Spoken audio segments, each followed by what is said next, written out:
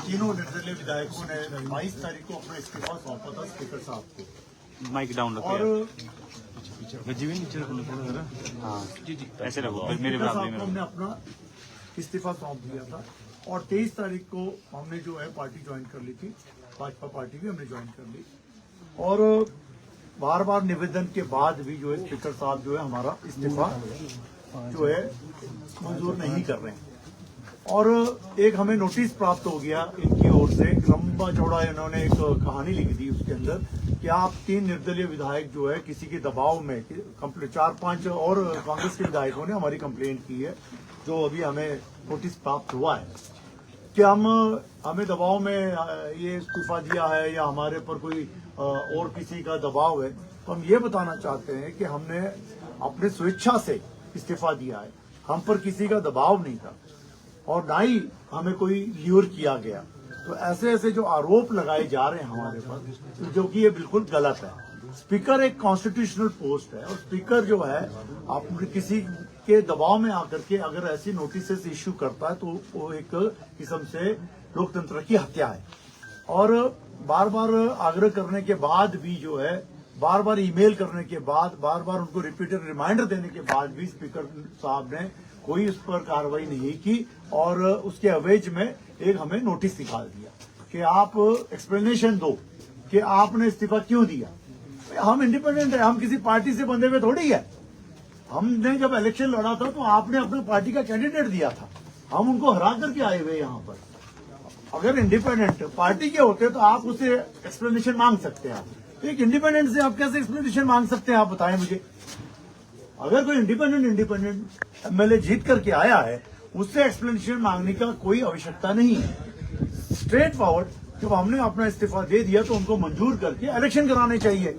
अब ये इलेक्शन से क्यों डर रहे हैं, क्या कारण है कि इस्तीफा मंजूर नहीं कर रहे हैं, ये इसी के विरोध में आज हम यहाँ बैठे हैं कि ये लोकतंत्र की हत्या ना करें, तुरंत हमारा इस्तीफा जो है मंजूर करें और पब्लिक मैंडेट लिया जाए, इलेक्शन किया जाए तीनों कॉन्स्टिट्यूंसी में, दूध का दूध पानी का पानी सामने आ जाएगा। होशियार जी ये कह रहे हैं कि आपको जो है 5 साल के लिए चुन के भेजा गया था, ऐसी क्या नौबत आई कि 1.5 साल में इस्तीफा देना पड़ा आपको? पिछले 14 महीने में क्या हालात हुई हमारे, कितनी हमारे को जो बेइज्जती हुई हमारी, कितने हमारे मान सम्मान को जो है ठेस पहुंची है। ये ठेस मुझे नहीं पहुंची है, मेरे लोगों को पहुंची है, मेरी जनता को पहुंची है।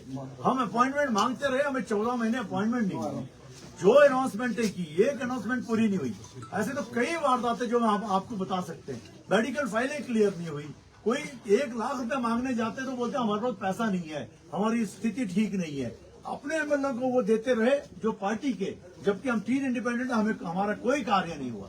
हमारे ऊपर लोगों को बिठा दिया गया जिनके बोलने पे कार्य होते हैं, जो अनकॉन्स्टिट्यूशनल था। तो ये सारी चीजें देखने के बाद मजबूर होकर के हमने हाथ जोड़ दिए कि हमें इस सरकार के साथ इस पोस्ट पे बैठने का कोई अधिकार नहीं है यदि हम अपना जनता का कार्य ना करें। 3.5 साल बचे हैं, जब हम अपनी जनता के पास जाएंगे, जनता पूछेगी कि आपने क्या कार्य किए, हम क्या जवाब देंगे जनता को? हम ये बोलेंगे कि हमारी बेइज्जती होती रही, हम बाहर चिट्ठी लेके बैठे रहते थे, अंदर जाने की परमिशन नहीं मिलती थी, बोले तो अगले महीने मिलेंगे, अगले महीने मिलेंगे, 15 दिन बाद मिलेंगे, मिलने का समय नहीं मिलता था। तो इतनी जो हमारी जलीलत हुई है इन 14 महीनों में, तो हमने नैतिक अपना मन बनाया कि हम इस सरकार के साथ बिल्कुल नहीं, और इस कुर्सी पे भी नहीं बैठने का हमें अधिकार नहीं है। इस कुर्सी पे बैठने का जो जनता की दी हुई कुर्सी है, जनता के आशीर्वाद से हम कुर्सी पे बैठे हैं, और यदि हम जनता का कार्य नहीं कर सके तो हम इस पे बैठने का हमें कोई अधिकार नहीं है। जो आपका इस्तीफा भी स्वीकार नहीं होता है तो अगला कदम क्या रहने वाला है? ये मैं साफ शब्दों में बताना चाहूंगा कि अगला कदम हम कोर्ट में जाएंगे और कोर्ट से फिर हम आग्रह करेंगे कि हमने अपने इच्छा से, हम जब इस्तीफा दे रहे हैं और हमने इस पार्टी को, हमने भारतीय जनता पार्टी ज्वाइन कर ली और हम जो है अपने कार्यकर्ता के रूप में क्या करके लोगों का कार्य करेंगे। केंद्र मजबूत है तो हमारा प्रदेश पीछे को जा रहा है, तो हमने कोर्ट में जाना है और कोर्ट से आगे जो है पीएल फाइल करनी है कि भाई ये जो स्पीकर साहब है ये कॉन्स्टिट्यूशनल पावर का मिसयूज कर रहे हैं और आप आदेश दें और जो है हमारा इस्तीफा मंजूर सर कर। हाईकोर्ट जाएंगे या सुप्रीम कोर्ट जाएंगे? कब जाएंगे सर? कब तक? कितने दिन? तुरंत तो जाएंगे, तुरंत जाएंगे। अभी जो नोटिस जारी किया है आपको, उसमें कुछ टाइम मांगा है उन्होंने? टाइम दिया हुआ आपको? क्या किया है? 10 तारीख का टाइम दिया है और उस नोटिस को मैं थोड़ा सा कुछ शब्दों में पढ़ करके सुनाऊंगा, ज्यादा नहीं, आपको उसी से सामने साफ साफ बातें आपके सामने आ जाएगी कि 22 तारीख को हमने इस्तीफा दिया और 3 इंडिपेंडेंटों ने जो कांग्रेस को सपोर्ट दिया था उनको बीजेपी ने ल्यूर किया इलीगल तरीके से, थ्रेट से, फोर्स से और पूरे दबाव से। उन्होंने राज्यसभा में जो है जो वोटिंग जो है वो पार्टी के निर्णय के विरुद्ध कराई। अब आप बताएं कि इंडिपेंडेंट को अधिकार नहीं है? आज एक राज्यसभा का कैंडिडेट जो है बाहर रहा है, एक लोकल है, तो हमने अपने अंतरात्मा से लोकल व्यक्ति को हमने वोट दिया और हमारा अधिकार है, वो हमारा अधिकार है। सिर्फ उस बात से जो है सरकार नाराज होती है और आशीष भाई के ऊपर एफआईआर लॉन्च करती है, के ठाकुर के भाई और बेटे के ऊपर एफआईआर लॉन्च होती है, इनके कारोबार बंद हो जाते हैं, इनके घरों में पुलिस पहुंच जाती है और अधिकारी पहुंच जाते हैं। तो ये इस पूरे जो है कॉन्स्टिट्यूशन का, पूरे डेमोक्रेटिक का, पूरे लोकतंत्र का जो है गला घोटा गया।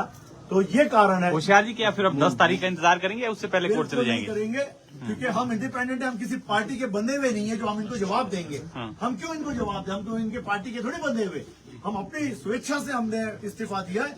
और स्पीकर साहब को ये जो है निकालने से पहले सोचना चाहिए था कि ये इंडिपेंडेंट है, किसी उनकी पार्टी के सदस्य नहीं है। हम कब तक धरने कोर्ट में कब जाएंगे? फिर कब तक सर जाएंगे? हम अभी कोई अगले जल्द से जल्द धरने पे कब तक बैठे रहेंगे सर? धरने में सर आज हम बैठेंगे, हम ज्यादा से ज्यादा समय आज धरने पे बैठेंगे और आपके सभी चैनलों के माध्यम से हम पूरे हिमाचल को ये मैसेज देना चाहते हैं कि देखिए किस तरह ये सरकार लोकतंत्र का गला घोट रही है, किस तरह जो है हम लोगों को जो प्रताड़ित कर रही है, किस तरह हमारी कॉन्स्टिट्यूंसी के लोगों को प्रताड़ित कर रही है। ये मैं आपके सभी चैनल के माध्यम से बताना चाहता सर हूँ। स्पीकर से और मिलेंगे क्या? सीधे धरने में बैठे? धरने पे हम बैठे रहेंगे और ये मैसेज स्पीकर तक तो जाना ही जाना है। आपके माध्यम से, आपके चैनलों से हर जगह ये मैसेज जाएगा, पूरे हिंदुस्तान में जाएगा। और हम फिर एक बार, क्योंकि माननीय स्पीकर साहब जो है इन्होंने अपना जो है पावर्स का इस्तेमाल करना चाहिए और हमारा इस्तीफा तुरंत जो है मंजूर करना चाहिए। क्यों डर रहे हैं हम नहीं जानते। ठाकुर जी, आप भी बैठे हैं और जिस तरह से होशियार जी ने कहा कि कई तरह के प्रेशर भी बनाए जा रहे हैं, आपको क्या लगता है, क्या इसके पीछे सोच लग रही है, क्या वजह क्या लग रही है, क्यों इस्तीफा स्वीकार नहीं कर रहे हैं आप? बिल्कुल ठीक कह रहे हैं। होशियार जी ने बताया कि हम तो 3 निर्दलीय विधायक हैं, हमने अपनी मर्जी से, स्वेच्छा से विधानसभा के सदस्य से इस्तीफा दिया 22 तारीख को। नॉर्मली जो होता है इस्तीफा जो होता है 24 घंटे के अंदर माननीय अध्यक्ष महोदय विधानसभा को स्वीकार करते हैं और करना चाहिए, क्योंकि संवैधानिक पोस्ट है। हम बहुत मान सम्मान करते हैं अध्यक्ष महोदय का, परंतु साथ में बड़ा दुख है कि इसको बिना मतलब से एक राजनीतिक रंग दिया जा रहा है। ठीक है, हम मानते हैं स्पीकर भी एक पार्टी से होते हैं पहले, जब विधानसभा का अध्यक्षों को बना दिया जाता है तो वो सब सदस्य जो होता है सबके संरक्षक बन जाते हैं।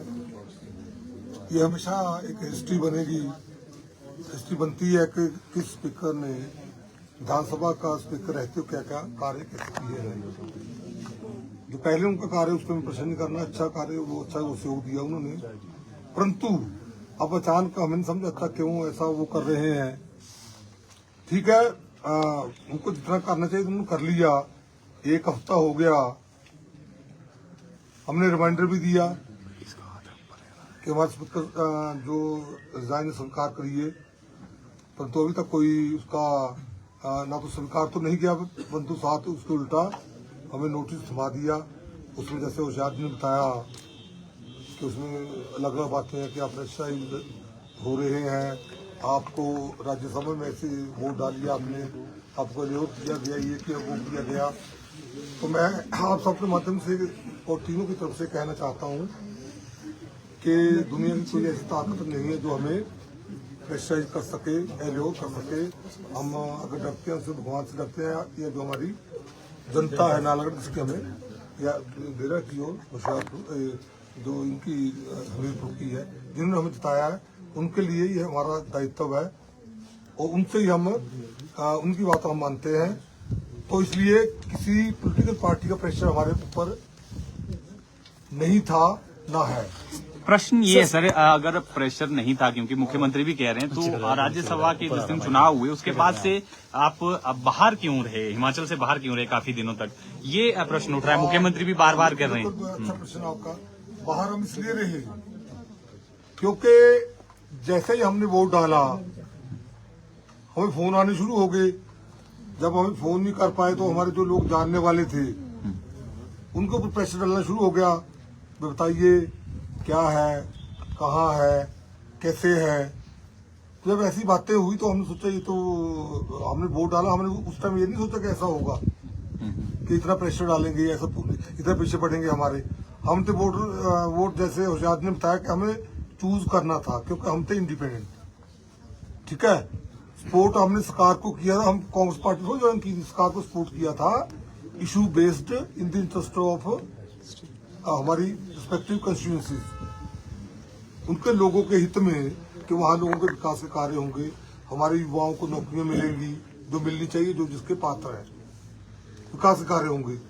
क्योंकि हमें लोगों ने चुना था, हमने कार्य करवाए थे और आयोग इसलिए चुना, आयोग कार्य करवाएंगे।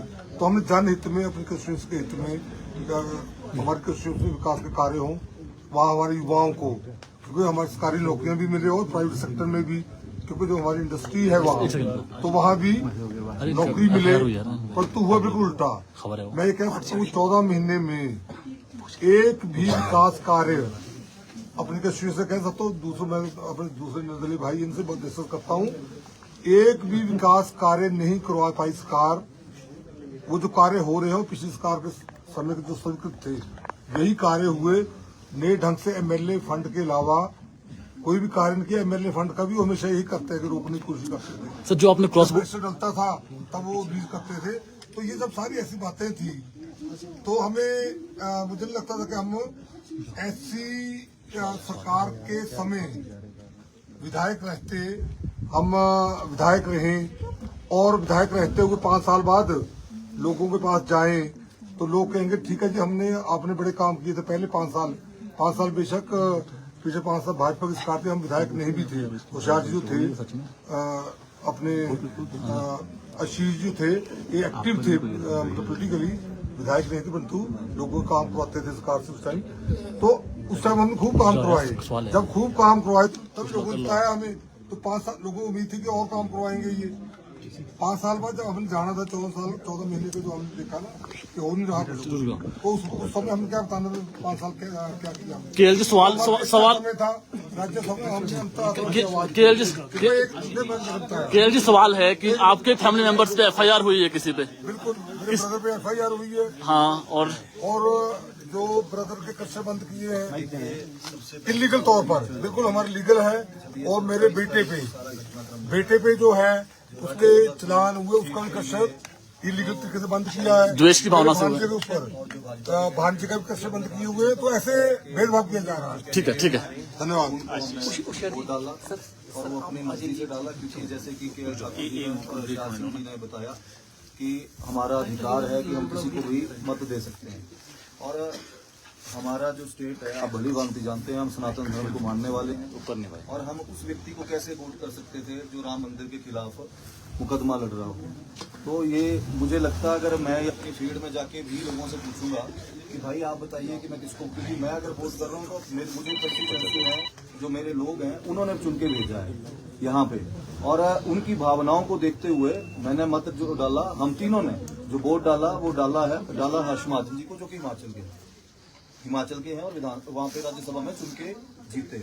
और चुन के भी इस तरह से जीते, आप भली भांति जानते हैं, 34 हुए। और जब पर्ची डली तो हर्ष महाजन जी जीते।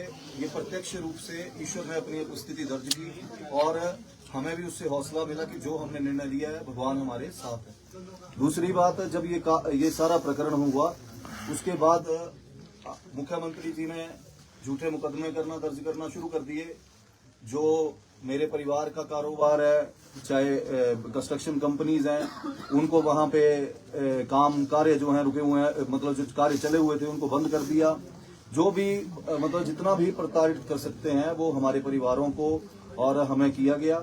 और ये हमने फिर निर्णय लिया कि हमने इस सरकार का साथ बिल्कुल भी नहीं देना है, क्योंकि ना तो इनमें कार्य करने की क्षमता है सरकार में, और पिछले 14 महीने से जिस तरह से विकास कार्यों की जो हालात हैं पूरे प्रदेश में, आज की डेट में कोई भी पूरे प्रदेश में जो काम चले हैं, चाहे वो पीडब्ल्यूडी में चले तो पीएमजीएसवाई या नाबार्ड के चले हैं, स्टेट हेड में कोई पैसा ना स्वीकृत किया गया। पिछले 14 महीने में हमने बहुत बार कोशिश की, मैंने तो करीब 8 महीने से कोशिश की माननीय मुख्यमंत्री जी से मिलने की, लेकिन एक बार भी उन्होंने मुझे समय नहीं दिया। उल्टा जब मैं सचिवालय में गया तो 4 विधायकों के सामने मुझे ये बोला गया कि 3 महीने बाद 12 तारीख को आइए, तब आपसे मुलाकात होगी। तो ये मुझे लगता है ये मेरा अपमान नहीं है, ये अपमान जो हमीरपुर की मेरी देवतुल्य जनता है जिन्होंने चुन के भेजा मुझे, उनका अपमान है, और मैं अपनी जनता का अपमान नहीं सह सकता हूं। मैंने ये फैसला लिया, हम तीनों ने ये फैसला लिया, और अपना जो इस्तीफा है हमने माननीय स्पीकर साहब को दिया। लेकिन दुर्भाग्य की बात है कि कॉन्स्टिट्यूशनल पोस्ट पे जो ये बैठे हैं स्पीकर साहब, ये एज ए पार्टी कार्यकर्ता काम कर रहे हैं, जो कि अभी तक पिछले 22 तारीख के बाद इन्होंने अभी तक मंजूर नहीं किया। तो आज हमने ये धरना प्रदर्शन जो किया इनके विरोध में किया है, ताकि जल्द से जल्द जो है हमारा इस्तीफा मंजूर किया जाए। सरकार की वैसे भी हालात जो है पूरे प्रदेश में खत्म, लोकप्रियता जो है खत्म हो चुकी है सरकार की, लोगों का विश्वास उठ चुका है। और हम चाहते हैं कि जिस तरह से पूरा देश प्रगति की ओर आगे बढ़ रहा है माननीय नरेंद्र मोदी जी के नेतृत्व में, हम भी जो लोगों के सेंटीमेंट्स हैं उनको देखते हुए हमने ये फैसला लिया है, ताकि जो हमारे नौजवान लड़के जो बेरोजगार बैठे हैं, जब 27 तारीख के बाद ये प्रकरण हुआ, उसके बाद माननीय मुख्यमंत्री जी को जितना समय मिला 5-6 दिन का, जब तक आचार संहिता नहीं लगी हुई थी, इन्होंने जल्दबाजी में सबसे मिले, चाहे JOIT 817 के थे, SMC टीचर्स के मुद्दे थे, सबसे मिले और इन्होंने हल करने की कोशिश की। लेकिन 14 महीने से जब भी इनको बोलते थे तो इनके कान पे जूं नहीं रेंगती थी। आशीष जी, क्योंकि प्रश्न इसलिए भी थोड़े उठ रहे हैं क्योंकि 14 महीने जिस तरह से आप भी कह रहे हैं कि 14 महीने तक आपका तिरस्कार होता रहा, लेकिन आप लोगों ने पहले कभी इसका जिक्र नहीं किया। राज्यसभा चुनाव के वक्त ही ये मामला जो है वो सामने आया। देखिए, जब मैं इंडिपेंडेंट चुना हूं, ये भी इंडिपेंडेंट है, हम या तो पक्ष में होते या विपक्ष में होते। अगर विपक्ष में होते तो शायद जोर से अपनी आवाज उठा सकते थे, जो भी चला हुआ था। लेकिन हमने बड़े पेशेंटली ये सोचा कि नहीं, अभी ठीक हो गए हालात, अभी ठीक होंगे। हमने बहुत कोशिश की, बहुत इंतजार किया।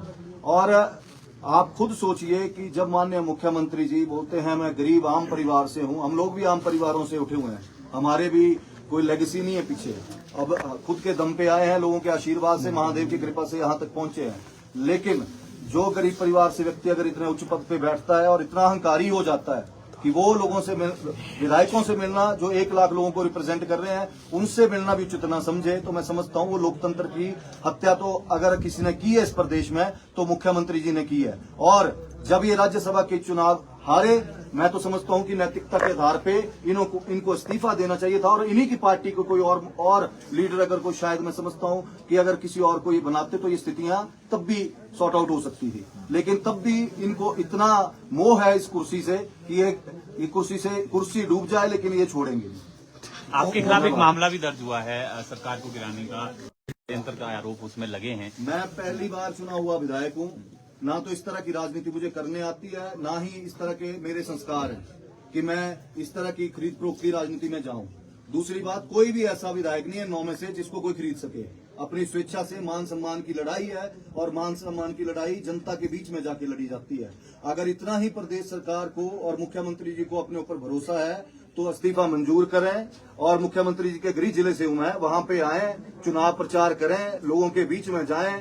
लोकतंत्र है और लोग ही फैसला करते हैं कि हमने गलत किया कि सही किया है, और अगर हमने गलत किया होगा तो हम हारेंगे और नहीं आएंगे, और अगर सही किया होगा तो लोग इनको बताएंगे कि क्या इनके कर्म है, जो इनको कर्मों का जो लेखा जोखा है वो यहीं पे बहुत जल्द देना पड़ेगा। और इसके अलावा एक और भी बात है, इस सारी बातों के अलावा और एक और बात थी, सबसे बड़ी बात हम तीनों की लगभग कि हम सब जो सरकार हर फर्ज पे फेल थी, विकास कार्य ले लो, युवाओं को नौकरियां देने के ले लो, हमारी विचारधारा भी तीनों की भाजपा की थी, तो ये भी हमारे लिए एक मौका था। तो हमने इसलिए भाजपा के कैंडिडेट को राज्यसभा में वोटिंग की है अपनी अंतरात्मा की आवाज से। अगर हम कांग्रेस के कैंडिडेट को वोट करते तो शायद लोग जो हमारे कंस्टिट्यूएंसी कहते हैं आपने क्या कर दिया, ये बहुत बड़ी बात थी। तो इसलिए बिना प्रेशर से जो हमारी अंतरात्मा ने कहा, जो हमारी विचारधारा थी, सरकार फेल थी, सरकार काम नहीं कर पा रही थी, तो इसलिए हमारे उस टाइम मौका था। आप कह रहे थे ना कि अभी क्यों किया आपने ऐसा, अभी हमारे पास एक मौका था। 14 महीने वेट किया, सरकार शायद काम करे। जो थोड़े बहुत काम, कोई ट्रांसफर 2-4 होनी थी, फिर वो भी नहीं होनी थी हमारी, इसलिए हम चुप रहे। जब मौका मिला तो हमने वो काम किए जो हमें करना चाहिए था, इसलिए हमें खुशी है। धन्यवाद।